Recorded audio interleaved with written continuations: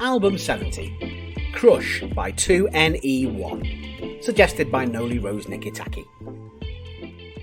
In the early 90s, the heavy metal band Judas Priest were taken to court in America. They were accused of planting subliminal messages in their music, using a technique called backmasking.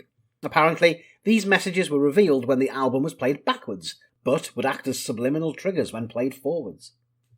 The messages were toxic, such as try suicide, do it, and let's be dead.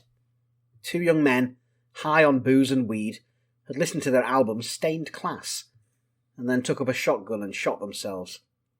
One died, one survived. The band were accused of being evil, in league with Satan, all kinds of nonsense. The case was eventually dismissed, rightfully, after Rob Halford demonstrated that listening to music backwards threw out all sorts of incoherent sounds that the human brain tries its best to sift and sort. He played some Priest songs backwards, and the jury all heard the following phrases. "Hey Ma, my chair's broken. I asked her for a peppermint, I asked her to get one. And my personal favourite, it's so fishy, personally I'll own it." To quote the late Bill Hicks, if you're alone in your room playing your records backwards, you are Satan. And so we get to K-pop.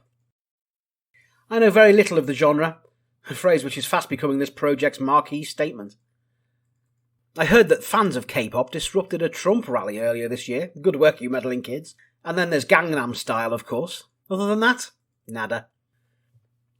2NE1 are a girl group, and Crush displays all the manufactured trappings that this moniker suggests. The music is very danceable, the vocals, which we'll get to later, sound very empowering, and the songs are well crafted. There is something extra, something a little more unhinged than what you'd expect from a British analogue, which certainly adds to its charm. Everything seems ratcheted up to 11, everyone's giving 110%, and each track seems slightly bolder than the real world around it. Vocally, there's a marvellous miasma of Korean and English phrases, delivered with panache in a variety of styles. There's soulful diva voices coupled with staccato rapping and more. Presumably, the band all sing, and have their own distinct styles and personalities, like the Spice Girls on Crystal Meth. The flow between the languages is both jarring and sublime, in that it's an exciting departure from the norm, but it's also massively irritating. Like Judas Priest, I was forever half-catching snippets of what I thought was English, as my mind frantically scrabbled for purchase.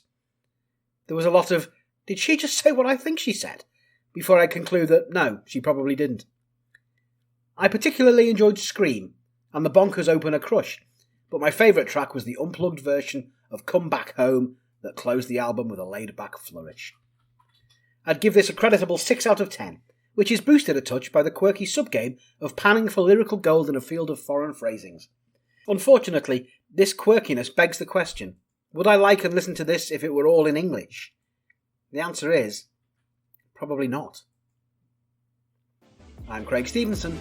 This is the 1000 Albums Project.